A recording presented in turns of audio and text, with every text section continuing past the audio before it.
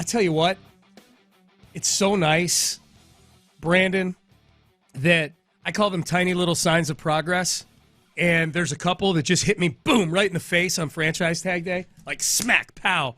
Looking at the TV and watching the ESPN talking heads ranking the top 5 quarterbacks in the draft and debating which teams need to move up and draft a quarterback. You know which team's not going to come up? The Houston Texans. Yeah, they're not there. You know who has 2 thumbs and doesn't care about the top 5 quarterbacks right now?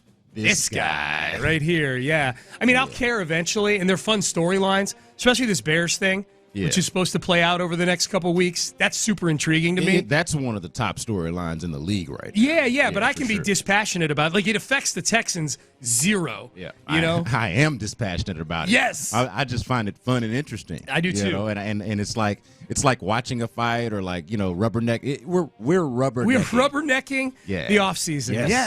Yes. I'm with it. I like that. The other tiny little sign of progress that hit me in the face, the Texans actually have people that I can bring up as franchise tag candidates and not sound like a complete idiot. Not a complete idiot. Yeah, I'm intrigued. Maybe just a partial idiot. Yeah. All right? Let's do it. Today's the day. Today is the day that the franchise tag window begins. Little franchise tag 101. It's 2 weeks long. Teams can franchise tag one player. And the tag, the dollar amounts, the 1 year contracts that come with the franchise tag, the dollar amounts are pretty much set. It's the top 5, average of the top 5 salaries at each position. So for some guys to get hit with the tag, they're like, cool, I'll take it. Remember Kirk Cousins? Yeah. I'll gladly take whatever it was at the time, probably $25 million. Yeah. I was a 4th round pick. I never thought I'd make $25 million. Sure. Some other players, it's not as enticing. It's not as, it can be contentious. Yeah, offensive for some even. Yeah. Now, little history here. The Texans have only used the tag twice in their history. Okay. 2009 with Dante Robinson. Mm-hmm. That was very acrimonious. He wrote "Pay Me Rick" on the back of his shoes. Mm-hmm. That was ugly. That got ugly. Yep. He eventually left. Yeah. Became a Kansas City Chief. Jadeveon Clowney in 2019. Also ugly with Bill O'Brien. Yeah. Didn't sign it. Never signed his franchise tender. Yeah. I traded for a 3rd round pick and Jacob Martin and Barkevius Mingo, and what a day. That was actually right around when I arrived here. Late summer 2019. Yeah. Okay. Right around there. That was my introduction to working at sports radio. Welcome to the show, kid. Was Jadeveon Clowney. Yeah. Not signing the franchise tag, and then, of course, the Laramie Tunsil trade, which all happens very close together. Same day. Yeah, right. Same day. Yep. Tunsil trade, Clowney trade. I think the Carlos Hyde trade was that day. They were going to cut Martinez Rankin. Yeah. And they ended up trading him for Carlos Hyde. Oh, what a time. I think Keon Crossan might have walked through the door that day for a 6th round pick. That's right. I remember it well. Swap Meet Saturday is what I called it. Right. It was a Saturday afternoon. My goodness. All right, so, it's all burned into my brain. Jacob Martin's played here twice since then. Yeah. When nobody was yapping more than Jacob Martin at training camp last year. He was talking mess to the offense. It would have been cool if he made the team. Yeah. Anyways, all right, so my 3 candidates for franchise tags for the Texans. Right. And I don't think any of these are the favorite is no on all 3 of these. Let me just say that right now, in my opinion. Yeah. But yes is on the board, I think. Dalton Schultz, the tag would be a little over $12 million. Dalton Schultz is a guy who built a lot of chemistry with C.J. Stroud this year. Tight end market, not that great in free agency. Tight end draft, not that great, unlike last year, which I think is why Dalton Schultz might be a Texan right now, because the market last year was flooded with some young tight ends that were really, really good. Franchise tag for Dalton Schultz, $12 million a year. What kind of chances do you give that? Yeah, I think that the chances for all of these, to kind of reiterate what you just said, are low. But if I had to handicap it, I'd put him at the highest, or at least in terms of priority for a lot of the reasons that you just mentioned. The market. I don't think that they could afford to let Dalton Schultz go without an adequate or comparable replacement for Dalton Schultz. Yes. And I don't know where that comes from. Same. I'm not able to manufacture that in my mind right now. Where are they going to get comparable quality tight end play to Dalton Schultz? And I didn't necessarily love Dalton Schultz. I thought he was good. I thought he was fine. I thought he was pretty good and far better than anything that they've had at that position, certainly since I've been around. And in a long time. So I would say CJ likes him. I think that's important. That's important. He's a smart dude. Like he's I think he's good for a young quarterback. CJ spoken to that. So Dalton Schultz for $12 million for 1 year, I would do that. I think I would too. It's not optimal. I don't know what the market's going to be for him as far as average annual value goes. Like I'll just rattle off some of the names on the market for tight end free agents: Hunter Henry, Gerald Everett, Mike Gesicki, Noah Fant, Austin Hooper, Robert Tonyan, Irv Smith Jr. I mean, there's no world beaters out there. Yeah. $12 million, I think, especially since all 12 of it hits the cap this year. Yep. There's no spreading out a franchise tag. It's a 1 year deal. Right. Fully guaranteed. That's the sell right there on it. Yeah. For him as opposed, because I think every name that you just mentioned and Dalton Schultz are all somewhere along the same tier of serviceable tight end that you would rather have than like have no answers at tight end. Yep. So I'm good with that. But the selling point for the franchise tag to Dalton Schultz as opposed to those guys is exactly what you mentioned. It's this year. Know what you're getting. Just do it. This next one is the one that got brought. I heard the franchise tag get brought up the most with during the season without anybody looking to see what the cost would be for a franchise tag. Yeah, I'm shocked. Yeah, go ahead with it. Yeah, I'm Jonathan shocked to see the number. Grenard. Yeah. Jonathan Grenard, who had by far his best season. Randy Mueller of The Athletic, former GM for the Dolphins and I believe the Saints too, did his top 150 free agents. He has John Grenard 11th.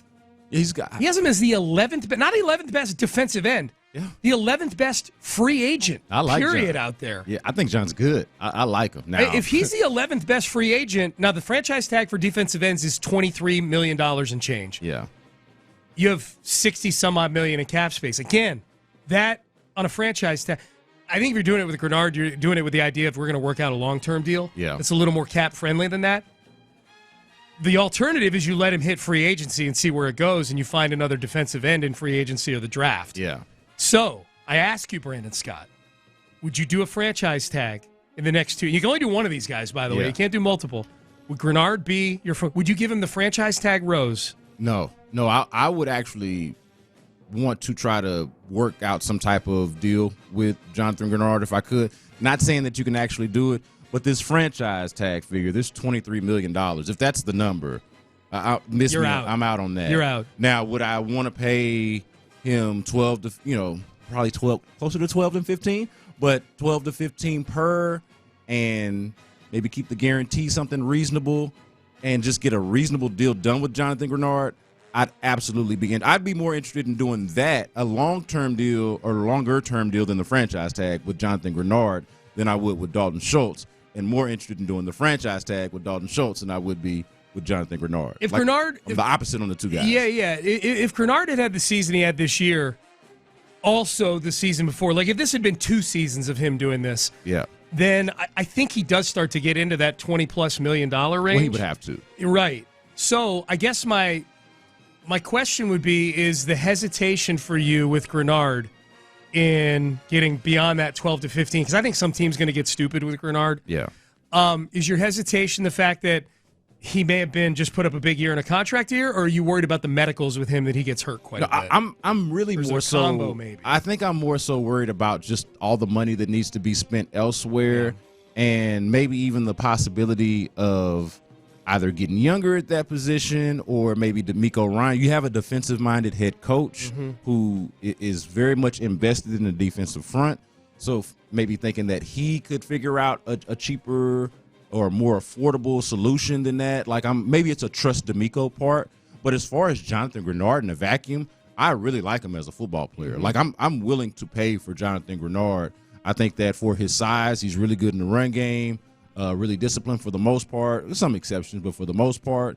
And what you saw from him when healthy last year, to me, is what Jonathan Grenard actually is. Like, I don't think it was a one-hit wonder. Now, the health question, to answer your question, if there was anything, it would be the medicals. The health. Yeah, because that, to me, is the only thing that's really held him back. This texter points out Dante Robinson went to the Falcons. That's true. He finished his career with the Kansas City Chiefs. That's what was in my brain. Whoa, they will actually lead you on that. They will actually me on where Dante Robinson was. It was just one person. They will actually me. They're right. That is right, though. They're correct. Now that they mentioned it. I was incorrect, yeah. I do remember it that way now. Wild card franchise tag. Somebody's got to stick up for the little guy. Cam Johnston, punter. Man, listen. $5.8 million. Listen here, man. He's one of the best punters in football. He is. And as the midday, as in the loop calls him, a weapon.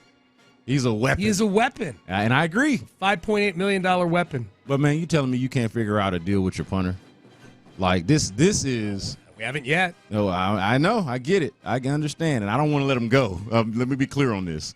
I do not want to let Cam Johnston go. That's not what I'm saying.